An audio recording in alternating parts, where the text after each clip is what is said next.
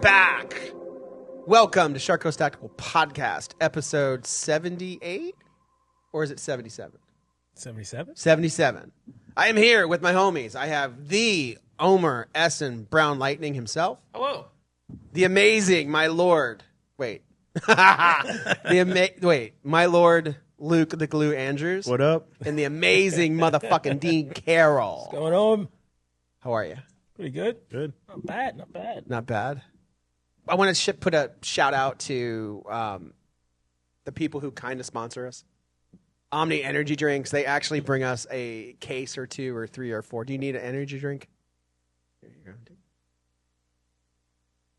Everybody can see Eric real quick on camera. Wave to the camera. Not scripted. Not scripted. Oh, look at that. Accepted by his own volition. Omni Energy Drinks, Jason Hu, they bring out energy drinks for us. I'm not allowed to have energy drinks during the podcast because I get too whacked out of my gourd. But they keep us all going, and they're pretty good as far as energy drinks are concerned. And if you happen to be coming across this podcast, thank you. Thank you for watching us. We are a shop in Sarasota, Florida. If you'd like to come check us out, please do. And if you come, tell me. I will give you hats, T-shirts, swag. Just come on in and say hi. All right? So I wanted to open the podcast with something a little sad. And it has nothing to do with guns. But it's my podcast. So you guys are going to... So 30 years ago today, Bradley Nowell of Sublime died. Do you guys know Sublime? Yep. I know the band. Do you know Sublime, Omar? Because they're going through a renaissance with your generation. Are they? They are. Oh, sorry. I just know the sun people. The funky sun that's on like the Argentina flag. The funky sun that's on the Argentinian flag. Those Yeah. guys, right? I mean, yeah, kind of. Whoa! Those guys? No? I mean, What was that? I mean that's kind of like a generic European saying. Yeah. American ska bands. Whoa! They're the reggae guys. Like the kind of reggae guys, right? They kind of invented the kind of reggae thing. Oh, they kind of invented the kind of They reggae. kind of I like invented like the reggae. So like Sublime was banned out of Long Beach, California, and the Sorry? was that Michael Jackson? It was. again? It was. We were talking about how that's not his real voice earlier. What? He doesn't. Apparently, he doesn't speak that way. I just found this out. It was huge news for me. I'm sorry to interrupt. What are you talking about? He doesn't. He does the high pitched thing like on purpose. Like there's so many videos of him just like talking like a normal person. Oh yeah. I didn't know that. Which is why we shouldn't be talking about Michael Jackson either. Okay, fair enough. I mean, if you don't know that about Michael Jackson, I mean, it's I just never heard it before. You've never seen. Okay, hold on. Back to we'll get to Michael Jackson in a second. So Bradley Nowell was, by all accounts, a virtuoso. He was a kid who came from a divorced family. His dad was into sailing, and so he went down to Jamaica a bunch and hung out with his dad and his uncles and stuff, and they all played instruments, and he just learned how to play and how to sing and started like this kind of movement, which is, I mean, like reggae punk rock, if you will. And there wasn't really any bands doing it at the time. I mean, not that I can remember. I saw them in Tampa one time. I remember at the first Warped Tour, it's like there was not a large crowd, but a good crowd of people in front of the stage, and they played right after L7, and the small crowd like knew every word, and there was this, drunk guy with, who was kind of pudgy with tattoos, just like crooning, playing the guitar really well, and everybody was like, who the fuck is that? And before he knew it, he was dead. Is he the lead singer? He's lead singer. Okay. Nowadays, his band still lives on with his son is now singing for the band. They had another incarnation of it. Was Sublime with Rome for many years, and the original guys, Eric, Bud the drummer, and now his son Jacob, who you can see on the back of the album that they released. He's playing to him as a baby, and they're touring. And the last time I saw him, there were many kids like you, your age, who just loved him, who loved Sublime. But he died 30 years ago today. It was a big deal for the music industry. Like that genre of music was arguably created by Sublime, which is basically just punk rock and reggae thrown together. And Bad Brains was doing it first, Bad Brains had a band out of DC. They kind of blended it, but they didn't make anything like nearly as commercial friendly as stuff that Sublime did. And they just kind of started a movement and a lifestyle and like an ethos. And he died today. And the interesting thing why I bring it up is what happened was he went to rehab in Mexico and used Ibogaine. We talked about 3 episodes ago, and came back and relapsed and died because the Ibogaine fucks with the addict, and once they introduce heroin or something back into their system, they can die pretty quickly. And that's what happened to Bradley Nowell. Like he got married, he was supposed to do a gig, and they found him dead in his hotel room in San Francisco. It was very, very sad. Also interesting, like another of my heroes who did the same thing, a guy named Jason Sears from the band called RKL. Same thing. Went to rehab in Mexico, got on Ibogaine, was all cleaned up by all accounts, and came back to the States and died. And that's why, Ibogaine it can be treacherous, Not everything is. But anyway, I don't want to bore you guys, but like it's a thing. Anyway, but sorry for your loss. Will. Yeah, to Bradley Nowell. When you saw him, was Lou Dog there? The Yeah. dog? Really? Yeah. That's awesome.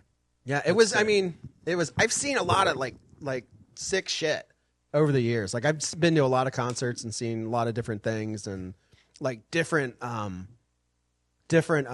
combinations of bands. Like one year I saw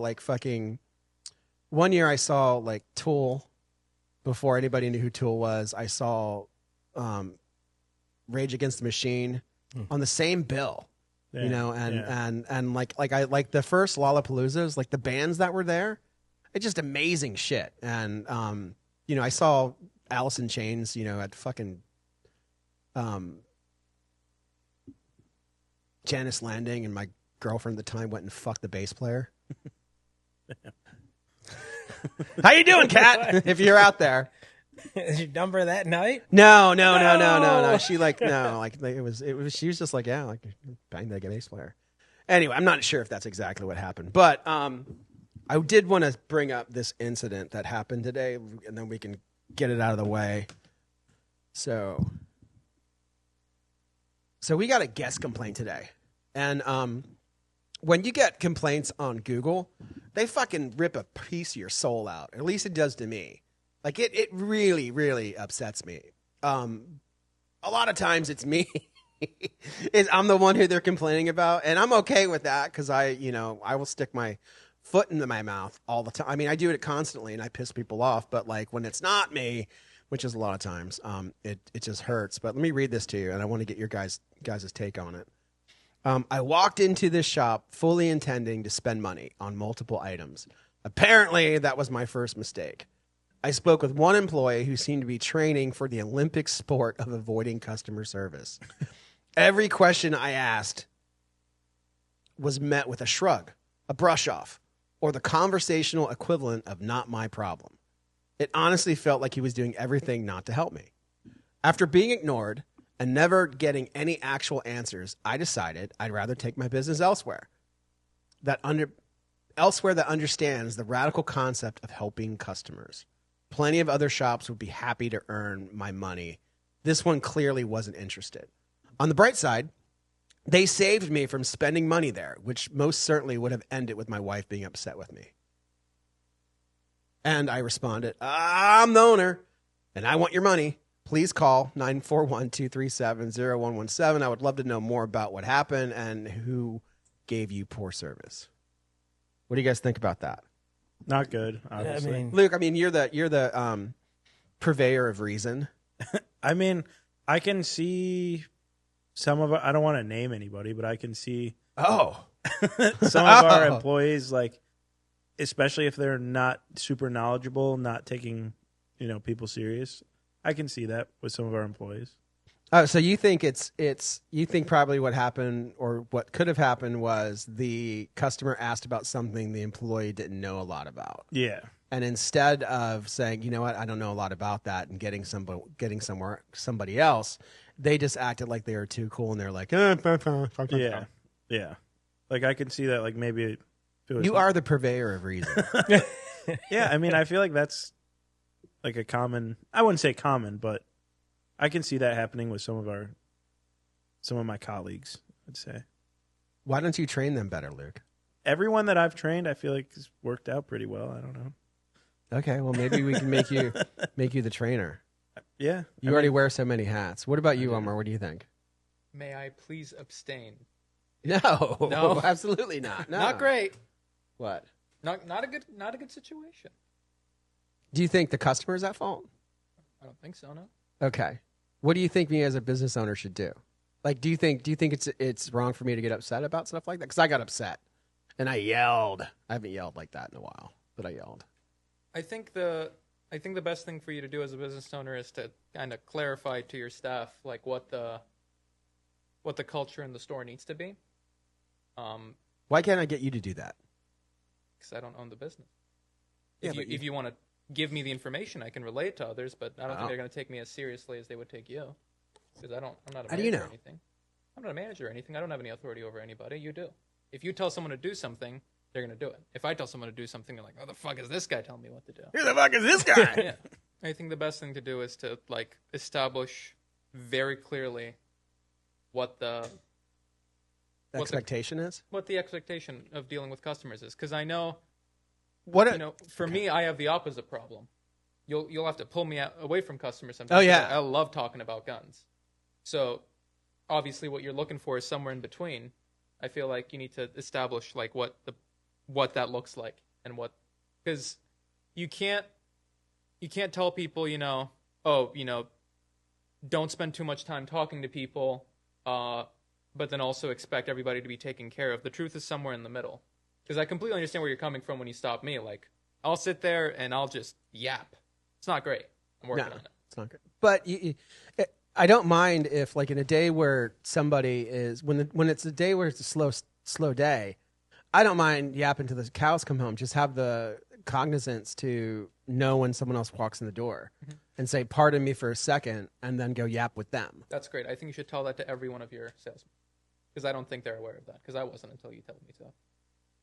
I've heard you say that 100 times. Sorry, Omar, but I've heard Will tell us that before. The thing that's just heart wrenching, is like, I wish they would have just called. Reviews are such a like so with independent business or even corporate businesses. Usually there's an hourly employee somewhere that fucked it up. Or unless sometimes it's me, because I'm fucking, I'm not the best at dealing with people sometimes. And I mean, I'll be the first to say it. But, on Google, like Google doesn't go away. Like those reviews don't go away. And I've got 856 reviews and there's enough of them to give me a 4.4 rating, which is enough bad ones that I've pissed off people over the years. But like, why not just call and say, hey man, like fucking this dude, was kind of uncool, or Well, it's probably because it's going to be that person that picks up the phone. if you've come to the store, you've probably researched it a bit, right? And obviously, if I pop up on the fucking thing, I'm out there and I, just shoot a DM, say, hey, this fucking happened. Like why? Like I just want to. One time, I found. Like I got so pissed off and I went through it and went through like somehow back channeled and found the guy and fucking started calling him like, hey, and that turned out to be Everett. You guys know Everett? Yeah. Mm-hmm. Like Everett gave us a bad review one time. Really? Yeah, he gave us a bad review one time. Like he used to come in all the time and I called him the fuzzy dude because he had like this big afro with the top knot and like a big beard, and he would just come in and look at all the high end stuff and then not really say anything and leave. And then one day he just wrote a really bad review and I fucking found him. I'm like, hey, what the fuck? Like you come in all the time and then the one day we don't talk to you, you're going to give us a bad review? Come on, that's not fucking cool. What are you doing? Like we know you. Like what do you, and then he's just turned into a lifelong customer. But it's sad. What do you think, Dean? It's terrible. I can see it happening. Oh God. I don't know who. Maybe an idea. Again, I wouldn't say any names. But You pussies. Not saying I'd fucking Because I don't know say, for sure. it was this guy. Then that person, you might say a name, then they think they're coming down on them or something like that. Yeah, and then what if it's not them? Yeah. Now that's you why I just wouldn't accuse say them of any being name. a cock, which So it's is just- horrible. Like they were saying, there's are certain employees I could see that happening. If they were, in their defense, maybe they were too busy. I don't know because I wasn't up here. They got asked a question they don't know and said, I don't know. And they went back to helping the customer they were helping. And that still sounds terrible. They should have, like you said, asked someone, pass it to Nate, pass it to, Creepy, Josh, anyone around them. But it was just handled poorly. It was handled poor. There's no real excuse to get around this one. It sucks. We got to do what we can to try to amend. Do you have the more to guy. add to it, Omar? I see you looking around. I was just gonna ask you. You're talking about how emotionally it gets you when you see a bad Google review. Do you get happy when you see a good one? No. I feel like that's a problem. I feel like it's okay to feel no. I feel like it's okay to feel negatively about something as long as it's balanced by the Are you fucking doing a psychological profile on me there? I'm just saying. You're doing a psychological profile on me. I bet you have one at your fucking house. Because for every 1-star Paranoid review we schizophrenic. get, we probably get like 35-star reviews. If the 35-star reviews don't do anything for you, but the 1-star really gets you down, there's an imbalance there. I feel like How do I work on that imbalance? read the good ones. Feel good about it. Like, not just glance over it, see it's 5 stars, okay, cool, scroll on. Like, read it. Oh, I read them all. Yeah, but I read them all. I know who gave them. No, people. You're right. take pride in it. Take pride in that. Yeah. And not take pride in the bad one. Or not. I'm not saying that. You have every right to feel badly about the negative ones. Just also feel good about the positive ones. You give it a balance. What do you think about that, Luke? Is that something people from Michigan would do? Yeah. I mean, well, the thing about it is, like, You guys would go have a beer first. I feel like that's true. You would have a beer and like some chicken wings and like let's talk about it. Yeah, Around the couple B-Rock. hot dogs. A couple hot dogs. No, but seriously, like, I feel like I've never reviewed anything like a business on Google, but I feel like people are more likely to give you negative reviews than good reviews. Oh, we looked this guy up. He's given plenty of good reviews. Oh, He really he likes good coffee though. okay. Right, Omar? Coffee in airports. Coffee in airports. He reviewed every coffee in airport. All right. I mean, I just feel like people it might be negative, or it's not fair, Yeah. because I feel like a lot of people just, they have a good experience, they leave, they're not going to write a review, but I agree. they're more likely, if they have a bad experience, to write a review just because they need to tell someone, they want to get their revenge or whatever, So that 30-1 odds is even way higher, realistically. If I got pissed off and I would write a review, which I never would, I would look, but immediately I'd start going to the reviews, and I would look at all the reviews and all the nice things that people say, and my review would say, I don't know what the fuck you guys are talking about, but these people are dicks. They wouldn't fucking talk to me. I had a pocket full of cash, and I wanted to spend money, and fucking this dude told me to go get bent, or I'm not sure. Like I would say that, or I would say maybe something was wrong, maybe it was a bad thing, and I don't know. It breaks my heart though, because I mean I fucking dude, I've sacrificed so much of my life for this fucking place. Mm-hmm. It sucks. Like my daughter graduated from 5th grade. Shout out Ava, and we've sponsored like every outing that they could go to, but I can't remember any that I've been to. Out of all like her 5th grade fucking trips. My wife went to every one of them. But and the reason like in my family, I provide for the kids and for the wife, and the wife does more of the kid things. You know what I mean? But still like that's because I can't fucking step away from here. And like how and like any business owner, it's a huge amount of sacrifice that you have to do it's a sacrifice that you have to do, that you have to make in order to take care of your family. And then when shit like this happens, it just makes you want to fucking go crawl in a hole with your dog. Crawling in a hole with your dog doesn't sound too bad. Oh no, I know. That's what I mean. Sounds like a great That's what I mean. time. My dogs, I love my dogs. Especially, the real nasty one who's mean to everybody. Dude, he's so much fun. Like all he wants to do, like he'll like when we get home, he'll fucking run and fly through the air and land on the bed into the pillows, and then just kind of sit there and like, come on, let's play in the pillows. He likes to play on the pillows. You know what I mean?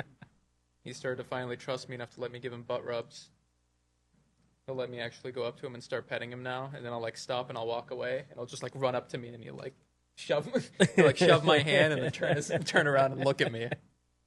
Keep petting my ass. Yeah, he's like, you're not done. You're not done. Keep petting my ass. That's kind of creepy. I don't ever do that. So, Sons of Liberty is doing a build an AR course here June 13th and 14th. Is that what it is? Yeah. June 13th and 14th. By the time you see this podcast, you have the ability to join the class and go to it. It's kind of a unique thing because Mike from Sons of Liberty, the founder, he is coming here with other instructors to teach the class. Hopefully we can get him on the podcast and talk with him about cool things. But a real unique opportunity to actually learn how to build ARs from some of the best people in the industry that's happening. Elmore wants to go to the class, but I won't let him. Yeah. What about you, Luke? I saw you research it a lot. Yeah, Like you were going to research it for the podcast. We were going to talk about it. And I saw you like you had pages and pages of information on it, and then we didn't talk about it. No, well, I was gonna do a promo with Eric, and I didn't really know anything about it. So I talked to Nate because he took it one before. Well, tell us about it. Tell the folks at home. I mean, it's a very cool class. Like it's 2 days. There's a lot of like theory as to why certain parts work and why Sons of Liberty picks certain parts. The evolution of the AR-15 from Eugene Stoner all the way up to now, and there's a lot of little tiny things that have changed and why. It's not just this is how you do it. Let's do it this way. This is why you do it because of this, and this. I mean, Mike seems super knowledgeable. Probably one of the best AR builders around. Especially because like they make such good rifles, and then it's also kind of like a boutique, smaller company. It's not like Daniel Defense or FN or something. Like this is the guy that started it and the guy that's still overseeing it. So I don't know. It seems like a wealth of knowledge. Nate seemed like he learned so much when he went. So it does seem very interesting. Yeah, because Nate speaks highly of it. Yeah. Yeah. And Nate's a guy that knows his way around the AR really well. So and hates everybody. that's true. He hates everything, unless it's a pit bull. Yeah. It's exciting. Is anybody but me nervous about having people in production? Yes. I am, yeah. Are you? What makes you nervous? If you let me go to the course, I could provide security, watch over the product. Yeah, but you just said one of your weaknesses is yapping. So you would sit there and just be yapping with people or be so self-involved. He's got you there. He's got you there. I just want to go to the course, man. Yeah, I know. Maybe. I think we have something going on that weekend, but we have something going on every weekend. But if we can, it's people want to see you here, dude. Saturday is the one day where people can sit and spend time with you and hang out with you. On Friday. So, Omar, did you talk to Tax Swap? I did, yeah. What did they say? They want to sponsor the podcast. Oh! They like our media. Did you tell them how much sponsorship meant? What do you mean? Well, like the actual numbers. No. We're going to get on a call later this week to talk all that through. Really? Yeah. Did you tell Eric? No. No. What was your conversation? Is Tax Swap like an old dude, a young dude? What do you think? I talked to their. I don't know. I'm guessing it's our media guy. He seems like a young dude. Yeah. He seems like a young guy. Mm-hmm. Okay. Like Tax Swap has always been this like thing that cool people did. He was telling me that he really likes your suppressor breakdowns and how it's helped them pick a lot and whatnot. And he was saying that he got some cans from a company I'm not super fond of. He got them for free. And he was like, yeah, I'm going to test them out, see how they go. I'm like, from my experience, they're not the best, but if you do decide you don't want them and you want to sell them, I know this great website. It makes it super easy. Okay, well, that's cool. Yeah. So he gets free stuff, too. Mm-hmm. Oh, you know what I got today? I actually got something for free. What'd you get? I got the K&S Precision gas tube. The adjustable gas for AK? Yeah. Nice. So I don't know a lot about like the bougie boutique AKs, but from what I gather, it's all about the gas. Like most bougie, I don't know. Bougie AKs to me is like an Arsenal or like a real Sega. Like, but there's these different AK companies that are out there, and they make $3,000, $4,000 AKs. And I think what they're doing, besides the quality of parts and the fitment and them making it, is they fuck with the gas systems. They either add the KNS precision adjustable gas tube, or they have some type of gas block, and they fuck with the gas, and it makes the AK really soft shooting.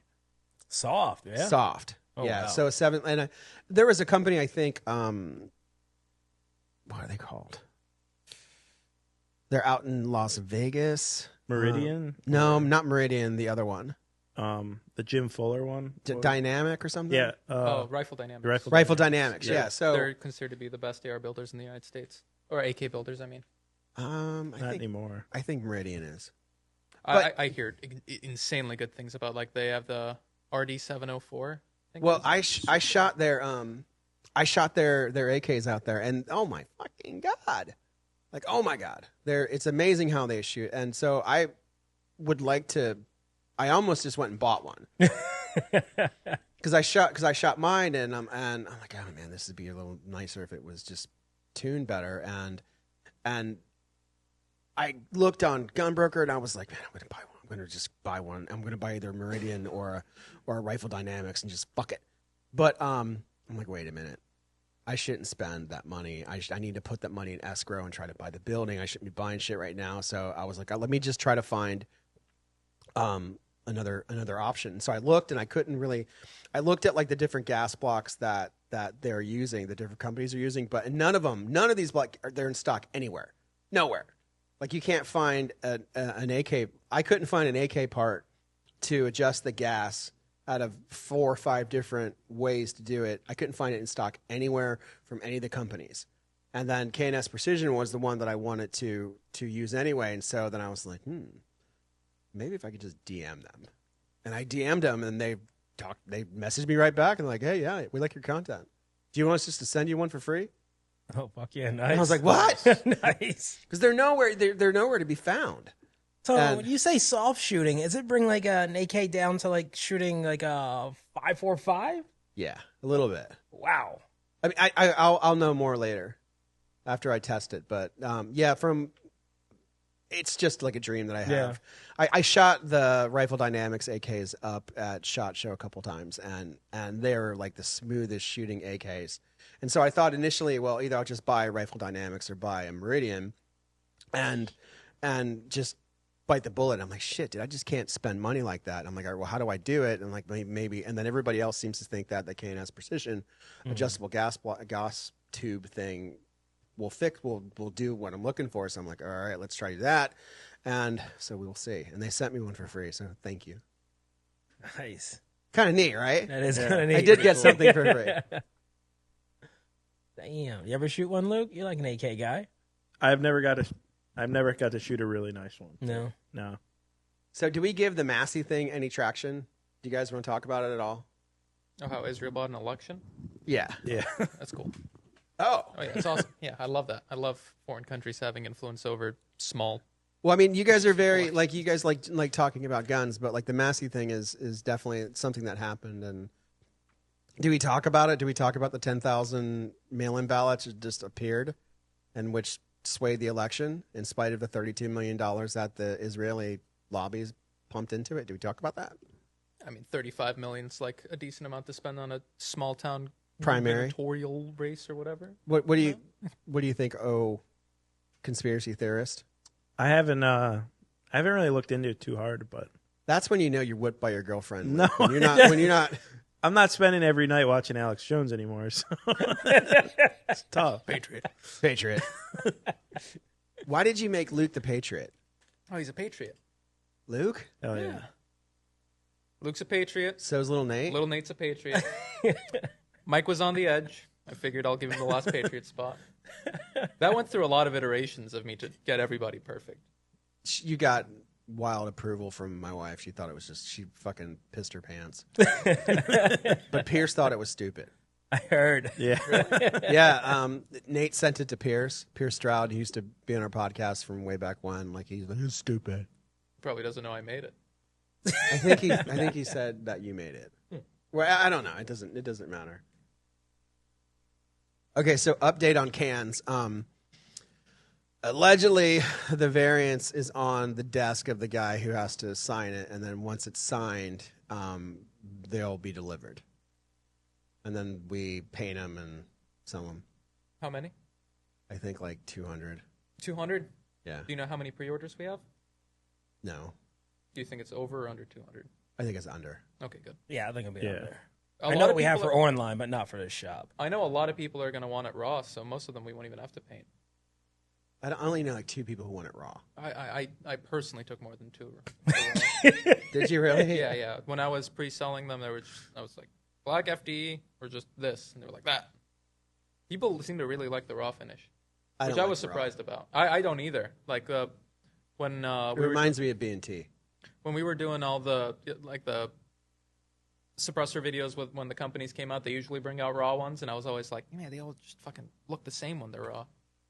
But no, I guess people like that look, especially when they're used. Like when they're beat up, they go through like all the heat color changes. They kind of look cool. So I saw the variants. It says that there's the 9 and the 22 are on there, and allegedly, like it just needs to be signed, and we're good to go, and they're done, and we'll be delivering suppressors. Are you gonna let me blow one up? Yeah, of course. Okay. I I'm gonna really want to blow one up. I want to put one. I want to do a bathroom video with one. I want a full auto one in the bathroom. I want to dump 30 rounds of 5.56 through one and see if it survives. And I feel like if it does, we can rate it for fucking anything we want. That's my like big thing I will really want to do. Well, I want to do it too. Because the BNT, as I'm sure you can count on one hand how many people actually do it, but the fact that they can rate it for a 223 bolt gun, I feel like is a big selling point. I feel like if we can dump 30 rounds out of an AR out of it, we can rate it for a 223 bolt gun, and that'll be a good little We'll pointer. see. What if it blows up? That'll be really funny. It'll make for a good content. Should we get like a ballistic shield and have you shoot behind it? Sure, if that's what you want, I can do that. What, you don't want the shield? You just want to blow one up? I'm in it for the love of the game. If it blows up, Get the shield, please. Or what about like a hockey mask? hockey mask could work. Like get a fucking hockey mask. That'd be Or fucking cool. you can use Nate's bike helmet. I could use Nate's bike helmet. Yeah. Yeah, Nate's bike. Yeah, that's it. Nate's fucking bike helmet with like some big fucking like old people glasses. How do tax write-offs work? Because maybe I can finally use this as an opportunity to buy one of those Russian Altine helmets, and then I can like write it off. Is that Where are you how gonna that get a works? Russian Altine helmet? You can. There's Tax swap? there's one channel Maybe. probably actually yeah. There's one channel I watch that does like actual Ukraine battlefield pickups. They've got a Okay. few. They're cool. I also did speak with the designer and said, hey, you know, can I didn't say it was your idea, but I said I talked to them about the Plan B thing, about building the Plan B or 3D printing the Plan B into the can, and we're gonna do that. Cool. So we're gonna do Direct 3. thread. Hub, Yep. Plan B. Yeah, but the problem is the Plan B is a lot more money. Really? Yeah, it's a lot more money. It's a lot more expensive. Why? I don't know. That doesn't make sense. Anyways, Extra printing, Extra printing. engineering, you get it all. Yeah. But so it's on. Like, God, I just want it to be. I just want it to be over, man. Really? Oh yeah, I want to sell things. Yeah. Like and the more and more I get into like the more and more like the more and more time goes by, the more suppressors that we come in contact with, and the more people that come in that want to buy it. Like I want to sell our suppressors. Yeah. You know, and I mean like the it just, you know, like we just give a shit about people, and it just seems like, you know, like I was on the phone with one of the higher ups of Dead Air the other day, and because like our rep is leaving, and I was real concerned about their brand in our area, and I tried to explain to him like there's not, you know, like your company is not cool anymore, and. Or I said, not even I say that. I said your company needs to learn how to buy cool. I think we said that. I think I said your marketing something needs to. And he's like, well, what do you mean? Why isn't it cool? I'm like, because nobody calls and asks for it. Other than the dead air OTB, which we got in today, and it looks pretty fucking cool. But how many OTBs can you sell? That's not what everybody's buying. Everybody's not going to go to the. I wish people would all go to the long range and we'd sell tons of Tikas and stuff like that. But that's not reality. People shoot 5.56 cans. People shoot 9mm cans. People shoot 22 cans. The majority of. And I think that got to him though. And I said, people don't call and ask for your product anymore. And then he asked, well, who are they asking for? And I put this name, this name, this name, this name, this name. And their argument was, well, how many millions of dollars do they sell in cans? And I said, that's not the fucking point, man. Like the point isn't how many millions of dollars do they sell. The point is it taking better care of the customer? Are these other companies making stuff that is better than the product that you're making, and more cost effective or whatnot? Is it in the end, does the customer win? Which should be like the customer winning should be all of our goal. If you take care of your customer and you take care of the end user, then sales will take care of themselves. Yeah, you know what I mean. But if it's so, do you see what I'm trying to say? Yeah, I mean, I feel like dead air is like no one comes in asking for dead air unless the only time is like if they're like an old school guy and like they haven't really been paying attention for the past 4 years. They're like, oh, what's dead air have? And it's like, you should look at these. You think you've ever sold a Sandman X? Very few. Yeah, very few. Very few. And then like he was talking about, it's like, well, we've never had a price increase. I'm like, yeah, but you've fucking discontinued shit and made more expensive shit. Yeah, right. Yeah. Price increase. That's a price increase. I didn't say that to him, but like that's a sick move. And we didn't discontinue it. We just replaced it with this other product. That was more money.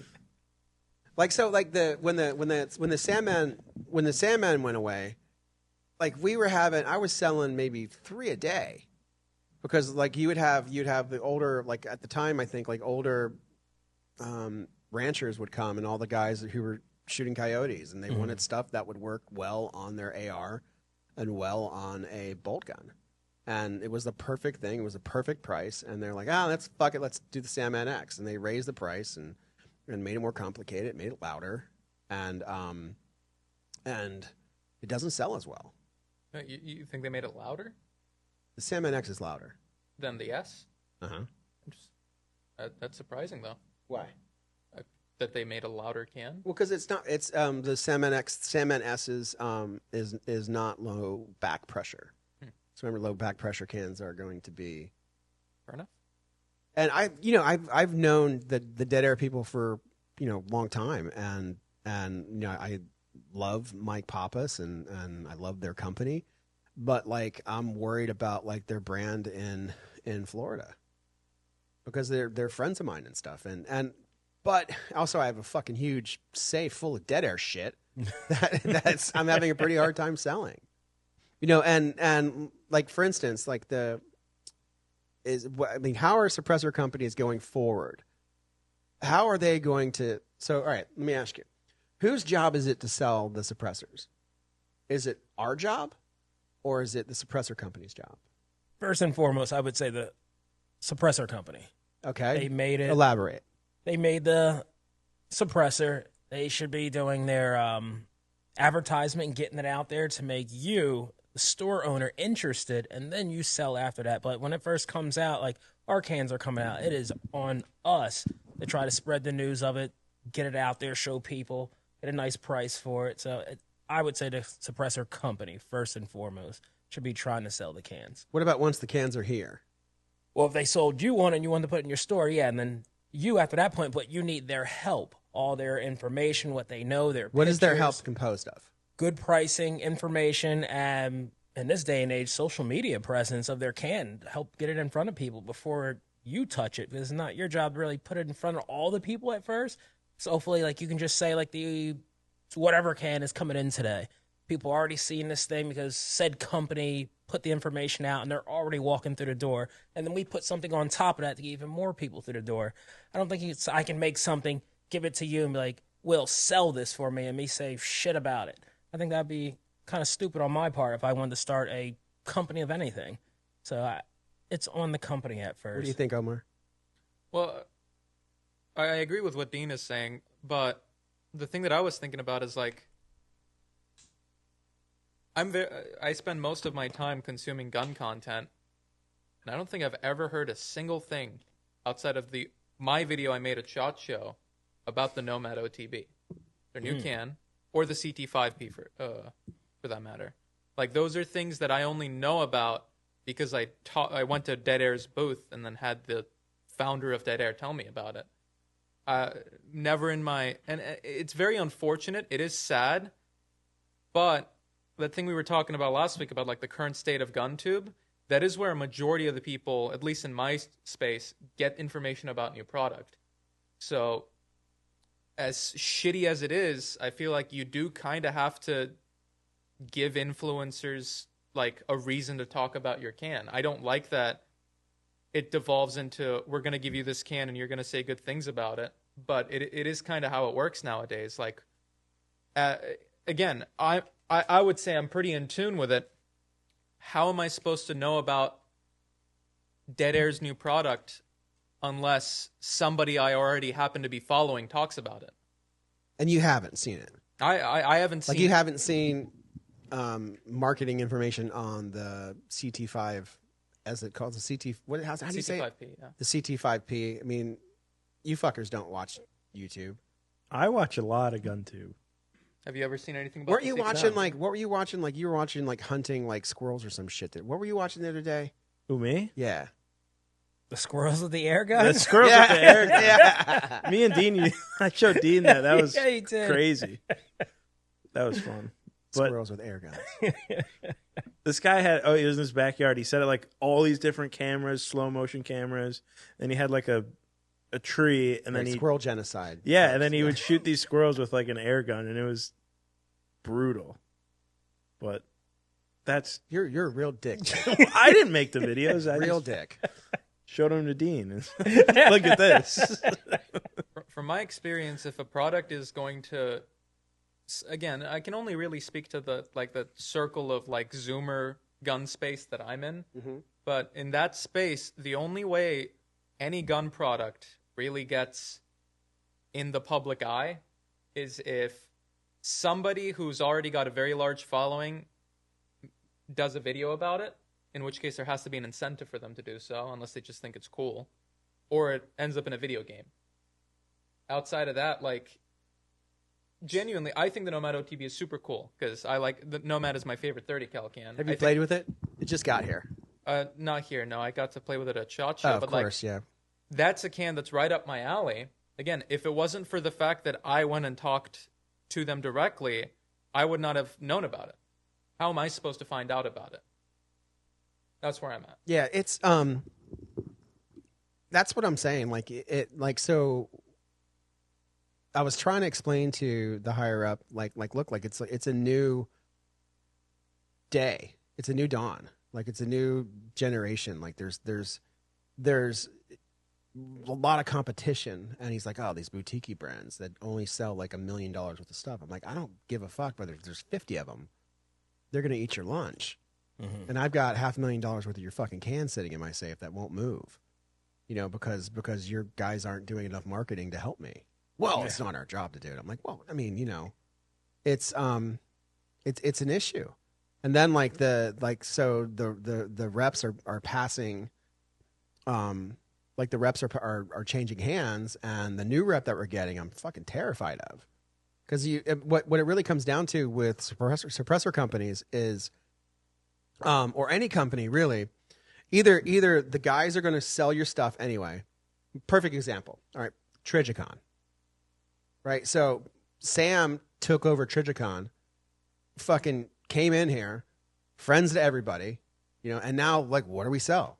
Trigicon. Mm-hmm. Tons of people, like we didn't sell MROs for fucking 2 years because we got in a fight with Trigicon and everybody was selling EOTechs. I still wouldn't really buy an MRO. Well, they also weren't the same MROs. Huh? I get your point. They also weren't the same MROs though. What do you mean? The original MRO is the worst red dot ever made. No joke, hands down. You bought one. I did, before I knew any better. The original MRO, which doesn't exist anymore, thankfully, not for the money, just genuinely the worst red dot ever made. And then they made the new one, the SD, which is actually really good now. But I totally get your point. I think the fact that we didn't sell any MROs was because it was fucking horrible. Okay. Even though I think so Trigicon was non-existent, meaning that we were not moving very many at all, and we never had to order any, and then the reps changed, and the reps changed the culture of inside the store of Trigicon, and now we sell a lot of it. I think that it's important for companies to have reps that visit stores and create brand loyalty amongst the staff, and it's needed. Like, I mean, if you just want to call them fucking, like, if they need to hire brand ambassadors, fucking like chicks that come in and just say, "Hey, what's up?" That's gun culture 2.0. That's 2.0. We're in 3.0 now. Okay. People don't like gun bunnies anymore. No, well, all right. So, shift. what do like pharmaceutical reps? Like, what do pharmaceutical reps do? Back in the day, it was fucking really smart, hot chick who went inside and fucking, and it's still to this day, that's what it is. It's either it's a smooth talking, smart either girl or guy who goes into the doctor's offices and becomes friends with all the people, so they know what to offer the people, whether it's this drug or this drug. Like, it's just is it marketing? Is it brand ambassadorship? That kind of thing is needed now with the gun companies, with firearms industry in general. Like, for instance, just like how did, like, you need grass? I was yelling at the guy. Shouldn't be yelling at executives, but I was explaining to the guy very, passionately. I'm like, look, it's all right now. It's all about grassroots. You've got to get into the stores and talk to the sales staff and create brand loyalty. Nobody's going to fucking want to shoot a fucking Lazarus versus a fucking Ridgeback. Well, what is a Ridgeback? I'm like, I don't know. It's this can that fucking blows yours away, and it's less money. And people fucking eat it up like crack. Well, I've got to look into this. But it just went, I think, and then the sad thing is I think it went right over their heads.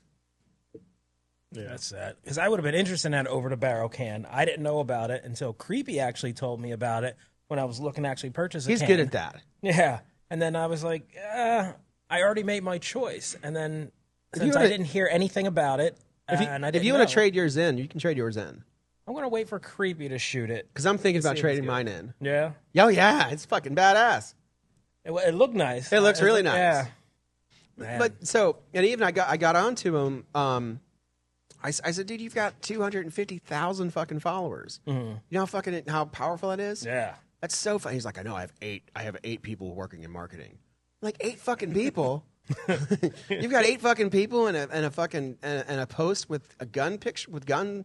Like their posts are composed of like pictures of guns with their can on it, and like the white pictures that we do. Like I said, dude, is that going to make someone want to fucking dead air? Like that's like your job. Like their job is to buy cool, make your shit cool, and because you don't have to convince me, you got to convince him. Yeah, you got to convince Christian. You got to convince all those people, and that's what it's needed. And I think it's going to come down to that. Like fucking great example is 6 Hour. All right, have you seen 6 Hour like prior to the gun thing, prior to the debacle of them at the machine gun shoot? Like, were they ever here? Like, was anybody friends with them? Did anybody give a shit? You see what I'm saying? I think that going forward, it's going to be key amongst the gun companies, like the ones that are going to survive. Either you got to be a legacy company where they're so strong, there's like Ruger, or you better like hire fucking somebody to come in and just talk about your shit. Yeah, hire a cool guy. And that's I think there's a big problem. Like, there's a lack of cool guys. Yeah, because they like and they want you like. I guess like being a rep, you've got to travel all the fucking time, and I don't fucking know. What do you think, Luke? I mean, how do we solve the problem? Their rep was a pretty cool guy. Yeah, I liked him. But I mean, I agree that, like, I think the easiest sale to make as a salesman is when someone comes in and says, hey, I want this can. Okay, let's do it. You know, you might try to upsell them, but if they know exactly what they want and they come in, and I never see that with Dead Air anymore. It's never like, oh, I want a Lazarus 6. It's like, no, I want a Ridgeback or an Exigent or a Hezekiah or something like that. Hezekiah. Yeah. And it's like, that's super easy for us to do. We don't have to really sell them anything. We're just, you know, doing the paperwork. That's easy and quick, and it's good for us. But to have to go through and try to sell something that's more expensive to someone that isn't as good as cheaper products, it's really hard. What do you think happened? Like, how did because the Sandman S was the number one selling can for 5.56, and it was fucking 30 cal. Yeah. Like, it was more Sandman X's, like in the 5.56 category, more Sandman S's sold for that type of can than any other brand. I think for almost 2 years. Mask is the 22 cans, and I think the Mask is still the 22 can. Mm-hmm. But what happened? The X didn't get a military contract? Huh? The X didn't get a military contract? Unfortunately, that's what it comes down to a lot of the time. People want what the cool guys use. Oh, it was because DevGru had. Yeah, Sandman S's were on some cool Noveski rifles. That picture came out, and I mean, word gets around. I feel like ultimately the number one bestseller for any firearms product is the seal of approval from some cool government organization. Agreed. If the Sandman X had gotten the fucking contract with the Mark 1, I can guarantee you they'd be flying off the shelves. Is there any Dead Air product in your video games? I don't know. I'm not in that world. I don't think so. I've completely stopped playing video games, by the way. Yeah. I haven't played World of Warcraft in a month. Give it 90 days. I'll give it 90 days. When, until he starts playing again? Yeah. Nah. I'm in other things now. We'll see. I feel great. I'll talk to you in podcast episode 85. Do we want to talk about Dan Bilzerian having a war with the Groy? Who's the guy? Nick Fuentes? Mm-hmm. Do you want to talk about that? I'd rather talk about gun stuff. Okay. See? See? You see about what Proof did? No. What did Proof do? Proof, the barrel company, arguably the best barrel company, they invented this thing called PXD. It's Proof Exponential Twist. Seems very simple, but what they're claiming is really, really cool. Basically, in a standard barrel, you have a rifling twist. So it'll be like a 1 in 7, which means it does one full rotation every 7 inches that it travels down. The lower the number, the faster it's spinning, basically. What Proof said is, at the moment of ignition of the round, it's at its fastest point, you immediately start trying to twist it at its full twist rate. That's why you get so much throat erosion on barrels. And that's, they claim that it, throws off certain things. So what they came up with is the rifling gets faster as it goes down the barrel. So it starts off at like a 1 in a million twist, and then picks up as it goes down and ends with its eventual twist rate. And what they're claiming from this, the main thing is they're saying it doubles to quadruples the barrel life of a rifle. And they're also saying that on top of that, it also positively affects marginally the things you would expect it to negatively affect. So they're saying it gives you slightly better velocity, slightly better accuracy, whatnot. And from what they're claiming basically is that it's, the only downside would be cost, but it's still going to be more cost effective than buying a new barrel if you're the kind of person that shoots your barrels out. Who shoots their barrels out? Certain people. 6-arc shooters. Yeah. Right now, okay. Right now, like the meta, for lack of a better term, what seems to be what the tactical world is really focusing on is extremely high pressure rounds. That's what the whole NGSW program was about. That's what SOCOM What is NJSW program? Next Generation Squad Weapon Program. That's what gave us the SIG Spear, the 6.8 caliber. Like the whole point of that round. Where are we with that though? Did they shit can it? Seems to be going that way, but no, they have not shit canned it yet. They basically moved it. It was supposed to replace the M4, and then they were like, it's no longer going to replace the M4. It's going to supplement it, except for certain whatever. It's in kind of gun limbo. I personally think it'll end up like the SCAR.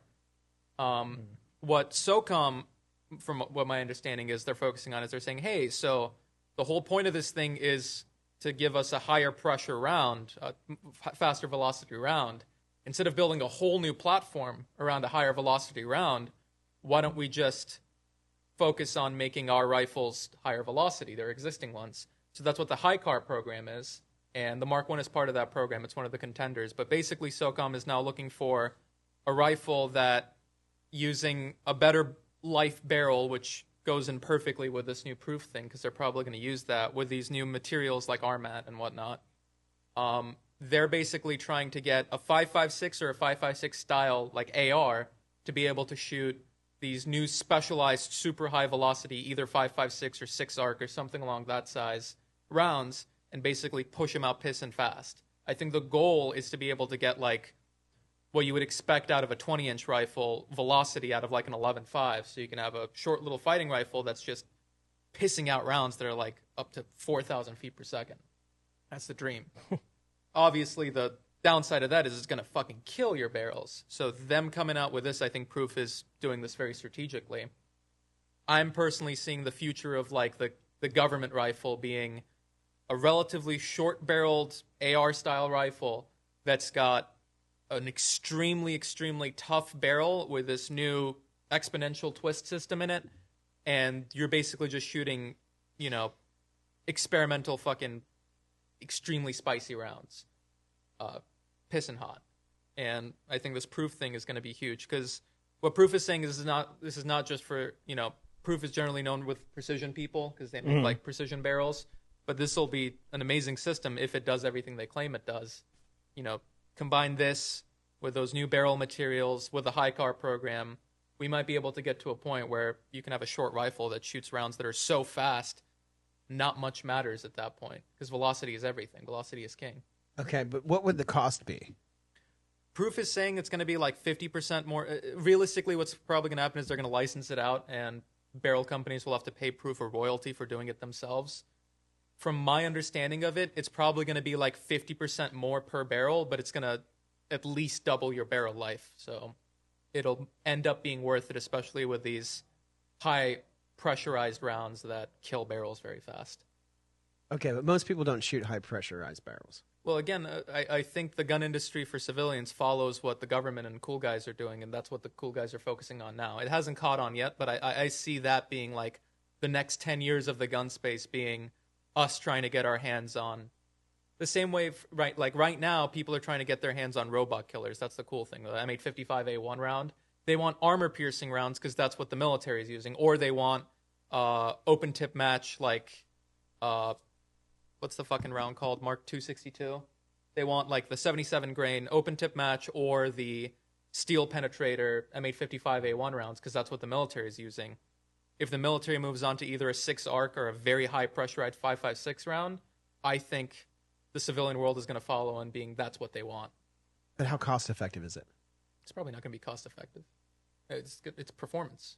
You're going to pay for that performance. The ammo is definitely going to be expensive. The barrels are going to be expensive. The guns are going to be expensive. Do you need new ammo? We can shoot the same ammo. The twist rate's just going to speed it up. Well, for this barrel, yes. The barrel thing, I'm talking about if we, as a civilians, if we're ever going to get the super high pressurized 5.56 rounds, for example. Mm-hmm. But yeah, the barrel, I think, is just going to be great. I think that's, if it does everything they claim it does, which I see no reason why Proof would be lying. Proof is a very reputable company. I think this is going to be huge. I think we're going to be seeing PXT barrels and a lot of things going forward. And I think within the next 10 years, we're going to start seeing really high pressure rounds and rifles built around really high pressure rounds. I don't know about that. Because I know that the 6.8 is a failure. Yeah. And the 6.8, the reason why the 6.8 is a failure is not because of the barrel.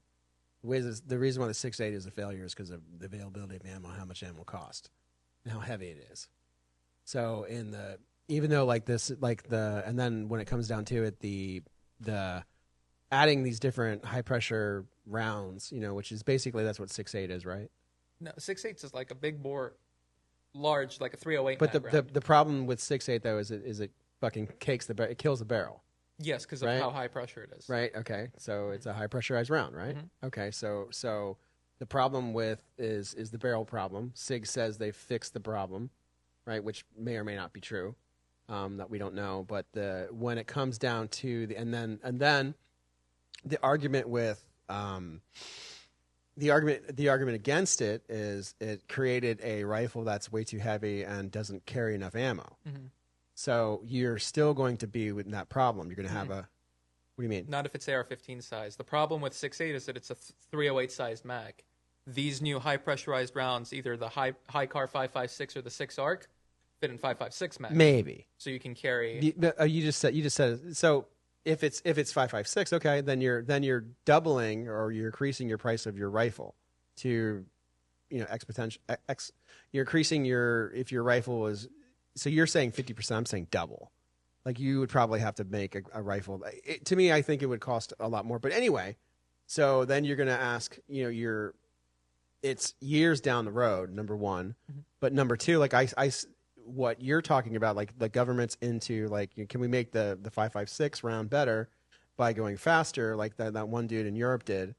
But the from what I've seen, like if it's just the creation or 6 arc or another 6.8 or some other fucking thing that comes out, you're still going to have the problem of it being accessible and affordable, that being translated into the market. Like the thing with of course you need military contracts will help things sell, but in the end, the 6.8 Spear got the military contract, and lo and behold, there's one right there on the wall. It's been there for 6 months. Yeah. My like theory on it, and you can check back and call me stupid if it doesn't end up being true. Within the next 5 to 10 years, you know how the Mark I's like the rifle that everybody wants right now? I think the Mark I of the time is going to be a rifle with some sort of barrel and bolt carrier system that allows it to shoot high velocity rounds. So the person who wants to be a baller and buy the best thing that money can buy is going to come in and buy whatever that rifle ends up being, whether it's Geisley or Sons that wins the contract, whoever it might be. They're going to buy that rifle. When they're at the range, they'll keep shooting their 55 grain FMJ 5.56 out of it. But in their performance mags, instead of it being green tips or robot killers or 77 grain OTMs, it's going to be some stupid high speed fucking velocity rounds. Yeah, that's what I'm saying. Like how that's not like that ammo is not going to be accessible for years. Like until it becomes normalized. And two things, like on the battlefield, like they can produce, what's an M855? Is that how you say it? That's the green tips. What's the other one? A1. M855A1. Yeah, so like that's what the ammo manufacturers can produce and make in mass and give to the soldiers. Whereas they're stuck, like you're trying to get some specialized round for maybe specialized special forces, but then still too, we're learning like everybody's looking at Ukraine for information on the next war, and what you're talking about is not, people are just fucking mag dumping around corners and fucking throwing frag grenades in, and drones are killing people. Mm-hmm. Like so like it's all cool, but I don't see like the practical application of it going forward. Not for a long time. Well, I feel like the thing that people prep for isn't the trenches of Ukraine. It's like, whatever people imagine their end of the world scenario to be, whether it's, civil unrest or apocalypse or whatever it might be. And for that, guns have gotten so good that you can get all the performance you could possibly need out of like a $1,200 package. Standard AR-15 with good 5.56 ammo, like that's good now. And now people are looking to spend extra money for incremental gains. I'm saying this high velocity stuff is going to be a very large jump in performance, and I think it's going to, What do you think, Lake? No, I think I probably watched the same video on the high car, and like they want to have it on normal AR-15 lowers, and it to be able to shoot regular 5.56, which I think it was the killer of the SIG. Is like they're trying to replace too much. Like look at the M16. Like we went from the M16 to the M4, block 1, block 2, but it was always you can just change out the lower. You got a new rail, you got a new barrel length, and I think this is just that next block, if you will. It's fun to think about how going all the way back to Vietnam, you could take the standard issue rifle now and keep the same lower, and it still works. Yeah, it's like not change really. I think that's gonna have to be a big part to play in it. People are gonna be able to just buy the upper, or the barrel. I have a conspiracy theory that they let the war of Ukraine just keep going on so they can just fucking learn from it. Oh, absolutely. So they can just learn from it and fucking develop different things, for as far as drone warfare and trench warfare and keep it going. Like it's this big fucking tester battlefield. I will say, I'm not downplaying the role of drones whatsoever. I think it's the most revolutionary battlefield implementation since the machine gun. However, I do think how many kills are by drones is overstated because that's what's the easiest to get footage from. Every drone can record video and feed it back to, like every single drone used can record video, which is why when you're scrolling through Instagram, you see a million videos of drones killing people for every one video of a dude shooting someone. I think in reality, there's still, a lot of fucking gunfighting happening. I don't think drones have replaced gunfighting. But the thing with is if you look at the casualty rates, like the thing with in Ukraine is the casualty rates are less than the death rates. So for years in war, for all throughout time in warfare, like you would have 600 dead and 1,000 casualties, 1,000 people who are wounded, because like the gunshots or the cannon fire wouldn't would disable somebody or hurt them but not kill them. Whereas now it's 2 to 1 in Ukraine. Like there's 2 people dead per each casualty, which is the first time it's ever happened in the history of warfare. That's also because there's no evacuation. I watched that one video of the Grantham did with that one dude who served in Ukraine, and he was talking about if you're wounded, you're just fucked. Like you never know when you're going to be able to get extracted. There's no medevac that they can call. Really, in Ukraine. I think that has a lot to do with it. I think there ends up being a lot of casualties and they end up becoming dead. Or just the drones are so fucking nasty, they blow you to pieces, and there's no coming back from that. I don't think drones are necessarily more lethal than getting shot is. I just think it's the people that end up being casualties end up turning dead because they can't get extracted out and get medical treatment. I think it's drones. You think it's evac. Yeah. But it's definitely it's an interesting thing that for the first time in modern warfare or modern that the casualty rate is being eclipsed by the death rate. Interesting. If you get your legs blown off in global war on terror, you would be able to get to safety, get a helicopter to come pick you. You can't do that over there. You get your legs blown off, you're sitting there until you bleed out. But the same thing is. That's in the Americans, but like in the global war on terror, like the casualty rates of the insurgents or the Taliban or whoever we fought over the years, same thing. Like they didn't have the evac that we had, and they had the casualty rate was kind of consistent where dead people wouldn't overcome casualties. It's a very, very unique, crazy fucking thing that could be attributed to evac, but it's something we haven't seen before on any side.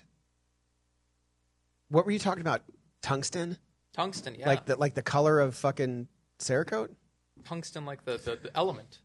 Like the element tungsten? Yes. What's wrong with the element tungsten? Nothing's wrong. It's great. Tungsten is one of the densest materials out there. Tungsten bolt carriers or tungsten guide rods? That's something that people do. Yeah, it's basically just dense, and dense is really good because, especially for military applications, mass in a smaller package is very, very useful. So like the super high-end armor penetrating stuff is all tungsten. All the new anti-drone shotgun rounds are all tungsten. Like tungsten has a lot of application in everyday life, but also specifically in military stuff or firearm stuff. Tungsten is a very important material, and just like most other rare earth minerals, China controls 90% of them. And right now we're going through a tungsten shortage in the U.S., which is why we're having so much trouble getting a lot of those components that involve tungsten. Like, I don't know if you ever tried to buy those, they make tungsten What brought this up, though? Like, why are you fascinated with tungsten, the lack of tungsten in America? Because I feel like so many things rely on it. Such as? Advanced ammunition. Tungsten is very, very good for ammunition. We'd be able to make a lot better ammunition if we had a higher supply of tungsten. Why do we need to make more ammunition with tungsten? Because it's more effective. I know, but we're not supposed to be at war with anybody right now. We can prepare for war, but we don't need ammo. Okay, I get it, but like we're not like we don't. Why do we want to? Why do we give a fuck? We'll just give it to the Israelis. Right. But even if you don't want to talk about ammunition, like a grip plug, they make those tungsten grip plugs for Glocks that just gives you a little bit more weight by your grip. And it's I see a lot of competitive shooters using those. They're like $200 for a little grip plug because it's tungsten and it's hard to come by. How do we solve the tungsten problem? There's a couple companies trying right now of like trying to get more, but it ultimately goes back to our main problem of China controlling almost all necessary minerals for modern day life. Is there another place where tungsten was that we gave up? Probably. I didn't look into it that far. I just like this goes to a lot of the materials we use in microchips, a lot of the materials we use in just like modern technology and drones, in AI, like almost all of the minerals that make the world run and allows us to be so technologically superior to everybody else. China controls like all of. Yes. Big problem. At any point, like if we ever do, that's one thing I think about is like the big war in my lifetime that glooms over me is China taking Taiwan. Like that's probably my Cold War, I guess, of my generation is what we're concerned about. I can't speak for everybody in my generation, but I feel like people in my generation were less concerned about, a USSR Russia invasion or Iraq or Iran. We're more concerned about like what's going to happen if China finally does it. And we like to think about it. We're so militaristically advanced that we'd be able to do it. If they decide to take Taiwan, we'd be able to intervene. But if they just go, okay, no more fucking minerals for you, we're kind of fucked. They can get a lot farther ahead than us if they have. But at the same time, if we're their number one customer, right? So if you go to war with us, we won't buy your shit anymore. Yeah. So I think I think war is very very real with terrorists, Africa, undeveloped places like Israel trying to beat up on Iran. But like I think like a war actually between the United States and Taiwan, I think is it's a thing where a lot of us, including myself, worry about sometimes. But at the end of the day, like I think we're I'm worried about the economic war and that more than actual battlefield stuff. So yeah, that's what I'm talking about. They'd be able to economically cripple us by cutting off. They can already do that. Yeah, that's the problem. Well, and we had the opportunity to stay in an area where it had minerals, but we fucking left. Yeah, we took off out of Afghanistan. Like this, it's not. But I think that at the end of the day too, like America is China needs America just as much as America needs China. Besides, what if they what about other property in America? Like it's like we go to war, like fucking there starts to be a ground war. First off, we're going to nuke each other. No, I'm not talking about a ground war. I'm talking about like, you know what Pax Americana is, right? Pax Americana, yeah. The golden age of America. Not necessarily. It's world peace through strength of the United States. Like my entire life, all of our lives, we've lived under Pax Americana, general relative world peace, because the United States is the most technologically advanced and military superpower country in the world. But but there's hasn't been world peace. Relatively, we haven't had a world war. We haven't had anything since the Cold War. We haven't had world wars because a world war would involve a nuclear weapon, and nobody wants to have a nuclear weapon. No one wants to nuke each other. Sure. But there hasn't been peace since 1945. But relatively, if you compare it to all of human history, we're in the most peaceful time period of all humanity. See, I think that I disagree. I think that's not. I think that's a perception. Mm-hmm. But I don't think that's reality. I think that in fact every like look at Africa. There's millions of people dying. Millions of people died on the continent for the last 50 years since World War II ended. World War II ended, and instead of the colonial powers giving up everything and there being democracy and justice in all the colonies, like it still went to shit, and fucking Africa is still in chaos. Yeah, of course there's chaos, but nobody's invading other countries other than what Russia is doing. Absolutely, there is. They're not white people. Well, no, I mean like borders aren't changing that much. There's a war in Sudan right now where 200,000 kids have died. Of course, there's horrible things. I'm not saying we're in like complete world peace or anything. I'm saying, relatively speaking, the state of the world is in a, historically speaking, relative state of peace because of the power of the United States. That's Pax Americana. I think that is propaganda, and I Okay. think it's a pipe dream. Well- And I think that's not true. Well, but okay, it's but like Pax Americana. Let's just award me that that's reality, even if you don't agree with it for a Okay. second. I think the reason that Pax Americana exists is because technologically we are the most advanced. We don't have the largest military by like foot soldier numbers. We have the most technologically advanced military. We have planes that you can't see that can level a country in seconds. The only way we can maintain that technological superiority is by constantly innovating. We have to, because anytime we come out with something, a little while later the Chinese come up with a copycat, and then we have to one up them, and then that's the war. If they ever decide to cut off the minerals we need to keep advancing, they can overtake us in technological progress. If they make an 8th generation fighter before we've made a 7th, suddenly the whole balance of the world shifts. And I think that's the big issue that should be focused on. and I think they probably are. Mhm. So the evil cabal or whatever that really runs things in the United States, or however you want to interpret it. Do you think that like if it ever got to the point where like they're gonna fucking get all the minerals, that they wouldn't just invade Greenland or What would that Iceland? change? Well, I mean, I'm saying that I'm sure that there's somebody saying, we need to go there, and we need to take their fucking shit because someone like you is saying, well, we need fucking tungsten. Like they're just not talking about it. Like, but like, and we can't overtly look like imperialists. Like, what's the real reason that Trump wants to go? Where does he want to go? Greenland, Is there tungsten in Greenland? probably. Yeah. So like there's, and then probably like, and why didn't we get such pushback? When we went into Argentina or fucking Venezuela.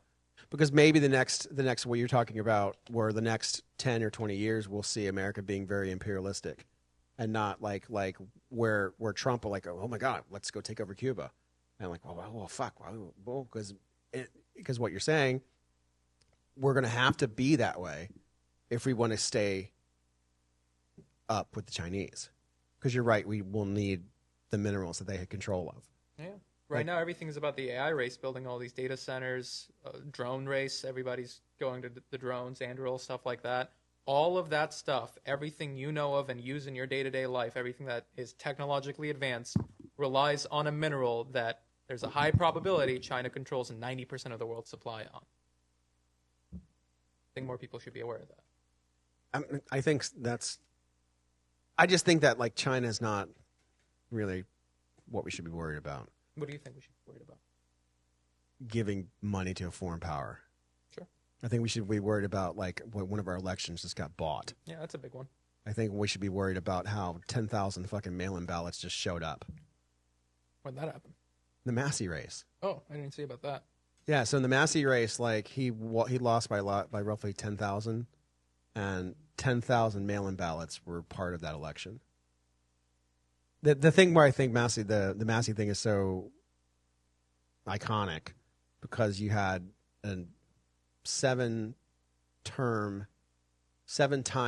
incumbent taken out in rural Kentucky, which is it's almost impossible. And then the mail-in ballot thing, and we thought that after 2020 that we wouldn't see something like that again, and it just happened. I don't know a lot about this. I don't think it necessarily has to be fraud. Like, they just outspent the fuck out of him. There was $35 million poured into that race.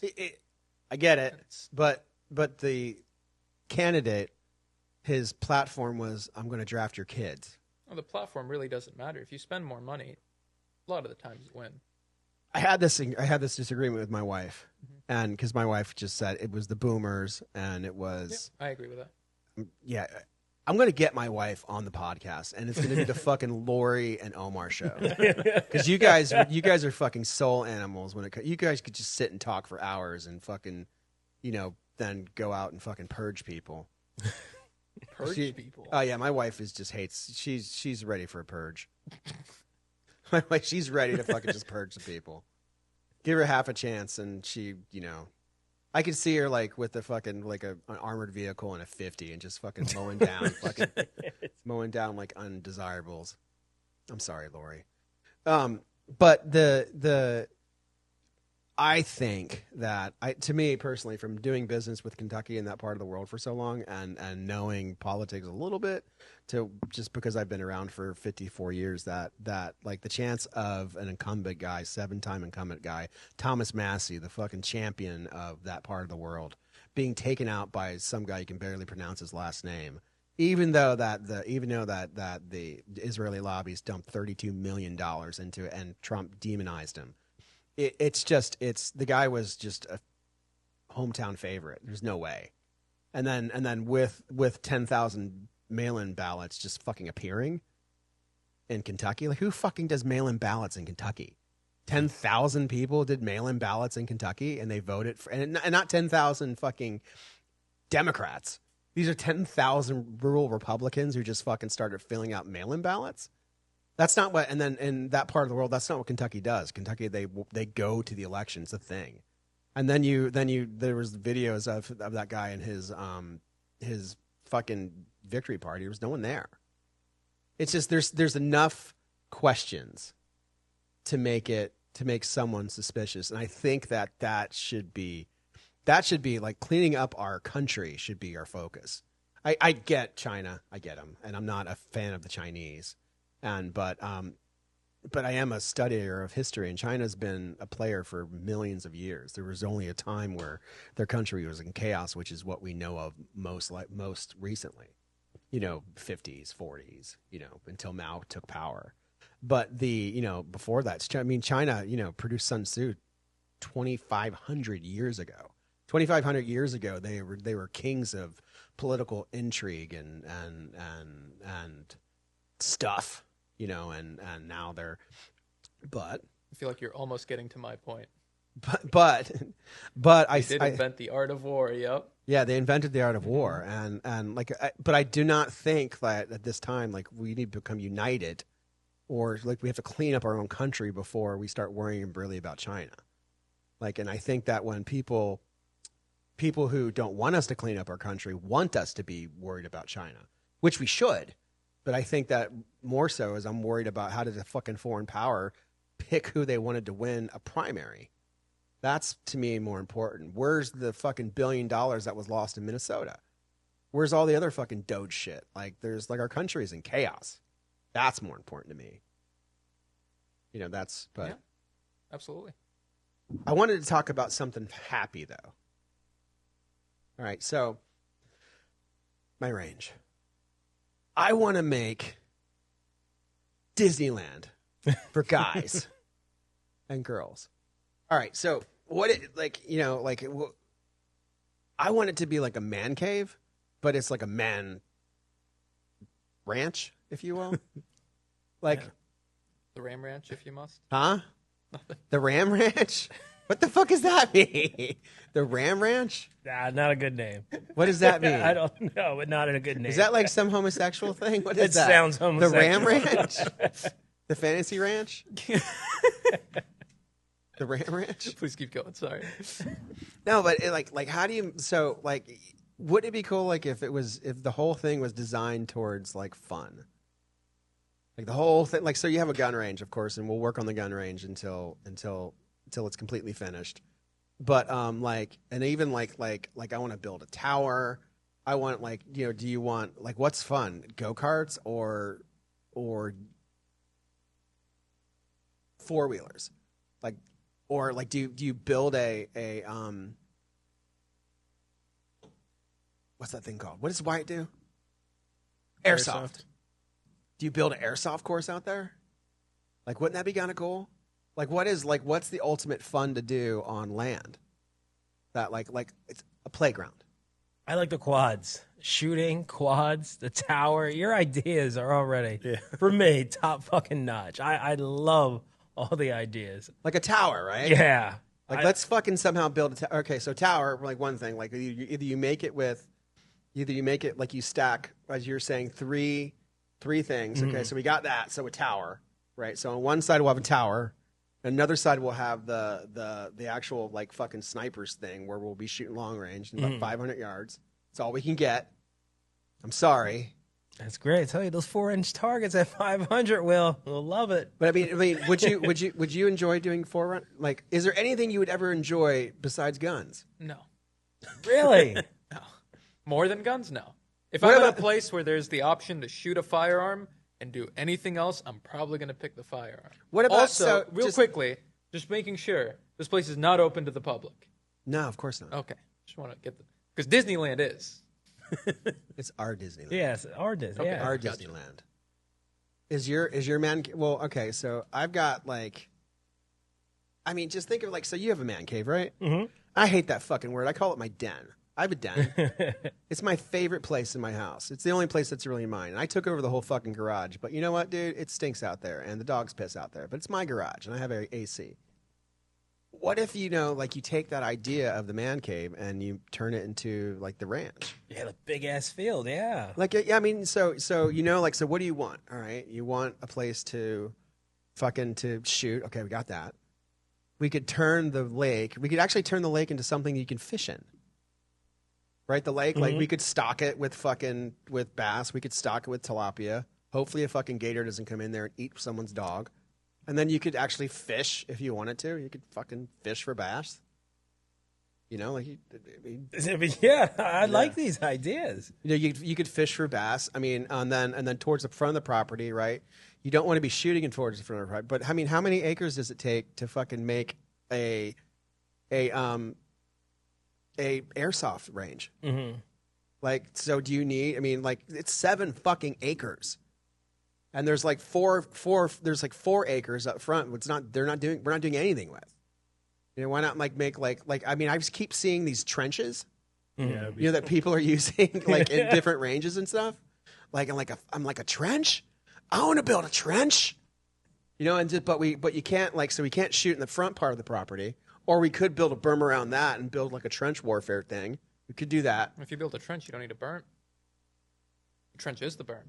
I get it, but you need a berm. Yeah. I mean, You need a berm to be safe. you're in the trench. As long as you're not shooting up, which, I mean, you wouldn't be. Your rounds are going into the ground. Okay, that's a thought. Then you could only shoot if you're really fucking, like, only the homies could do the trench. Yeah, I'd berm. Well, okay, this is what I'm failing to understand. Isn't the whole place only the homies? Yeah, of course. Okay. Sometimes. Well, I mean, like, Mauser's dad came out the other day. He's not a homie. I mean, he's Mr. Terry, but yeah, it's for the homies. I mean, what would make it so? I'm like 4-wheelers, tower. Do we build a fucking course or fucking matched place for fucking airsoft. Like why don't you play airsoft? Is There's nowhere to shoot it. Yeah. Well, I the- turned 21 and I can purchase firearms now? I don't play fucking airsoft because I don't want to fucking go. I don't want to go anywhere where there's a bunch of fucking airsoft weirdos and fucking try to do it. Now, if I had airsoft stuff and I had a place to fucking try to shoot Luke, I would probably do that. You could try, but Exactly. Like if you know, if we built things. I mean, doesn't that sound kind of fun? I think so. Yeah. I feel like I'm Fuck the only me. one that's on board, right? Nobody's on I, board. I feel like the only one. He just wants to shoot, and Luke's kind of silent. Yeah, because Luke, No. all he wants to do is watch fucking Smoke the Squirrel videos with his wife. I think a squirrel hunting range would be sick. No, I'm kidding. I'm kidding. We What just about need one like tree a and some big No killing animals out there. big bonfire pit? Okay. Pretty sick. That'd be cool, yeah. You really got to get some frogs out there, man. Oh, we're doing that. Okay, good. We're doing that. But so it's definitely like I look at it and I'm like, we could put a fucking race course. We could put a racetrack out here. Like there's definitely like you can go this way, that way. Like you could have a racetrack of, and then just okay, what do you do a racetrack? Well, you need 4-wheelers, I think, or you get a fucking golf cart, like a big. I'd buy another 4-wheeler. We had a 4-wheeler track for sure. Oh, did you? Have you had one? Yeah, I used to race them when I was like younger, and then I See? just rode them through Wouldn't like it be fun? teenage. Yes, it'd be absolutely fucking fun. Wouldn't it be fun too? Like if there was a part where you could fucking shoot from the Yeah. 4-wheelers. Like if you build another berm. That's exactly what I said. I wanted to do it my own property. I want to shoot from my 4-wheeler. See, I'm on board, Will. I'm just. yeah. I mean, I want to create like fucking Disneyland for the homies. So I get this, like, so last week I went out there. I stayed all day. I got there at 10:30 probably, and I shot by myself for a couple hours, and then I created a little course and I did it, and I stayed out there all fucking day. Mm-hmm. And there's something about like having our own place to go where we don't have to fucking leave, where someone doesn't tell us to leave, and you know, and it's safe and peaceful and stuff like that. But like, you know, what if we do other stuff besides guns? And what other stuff is there to do? Okay, fishing, 4-wheelers, and the only thing I would think of too is like airsoft. Of course, like, fucking hot dog cooker over here, bonfire, so we can make hot dogs. You know, Bonfires are sick. That doesn't. The bonfire could be okay after having all that fun all day and all different Yeah. activities and kind of chill out in the bonfire before you go home. Yeah, that could be cool. But during the day, fun activities like you saying, the 4-wheeler, the tower, fishing. I think all that'd be so fucking great. See, So fucking great. you guys are like fucking. You guys are fucking just. Would you ever consider putting a half pipe there?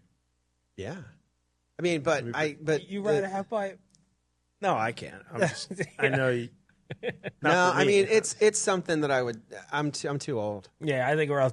Yeah, too. Yeah, old. my like if I skate too much, like my fucking knees are fucked up, and so if I start trying to really skate a ramp, my knees will get fucking nasty, and I won't be able to walk.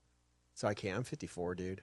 But I mean, if it was 10, 20 years ago, but I mean, like if I break my arm again, they're gonna chop that thing off. You know what I mean? I broke my arm twice skating as a kid, so it's not a good idea.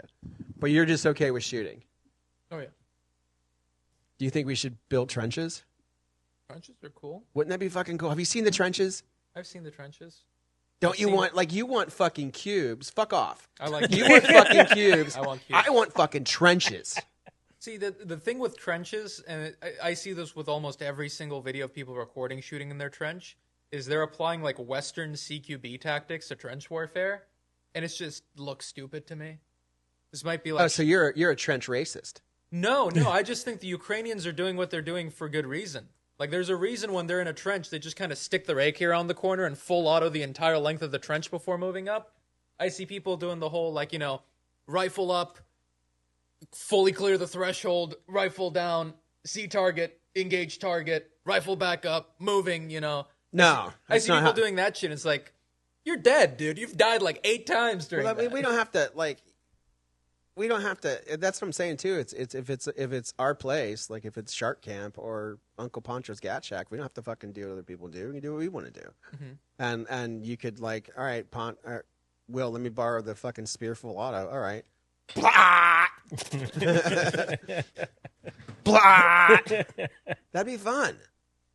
We're gonna need a berm for that. Please put the berm. I'm just saying, like, because then because all right, like we built the range in the back, and I'm like, okay, that's cool. And then I wanted it to be bigger, but then there's all this other property. I'm like, ooh, what are we gonna do there? Like, we can build another berm, and then we could do like a trench or something, you know. And like, I think a trench would be fucking cool. Or we can build a house. You know, what if we build like a fucking like a house with a berm around it? I don't know. You know, one thing I Am I just getting fucking? I've got a problem, don't I? think No, I like you're it. getting excited. It's good.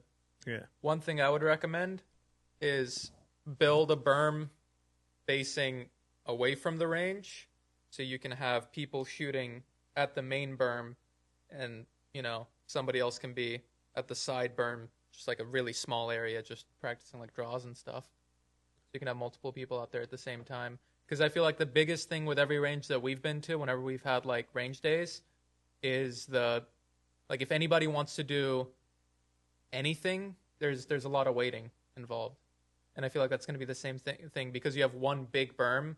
It's going to be like waiting for your turn. Well, I mean, it's someone couldn't. We could fucking.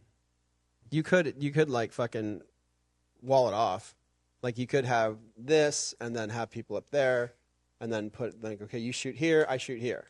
But it's always a little sketchy having people with guns behind you. Yeah. My idea was like you've got people shooting here, and then you build a secondary berm here, and you can have people shooting there while the Well, people are there. they extended it to the tree, so now this is a little longer here. So in theory, someone could be shooting that's back great. here, Awesome. So yeah, and no then notes then. we extended it over here too. So in theory, like you could just be shooting and drawing right there, as long as we trust everybody who's there. Yeah, no notes then. You know what I mean?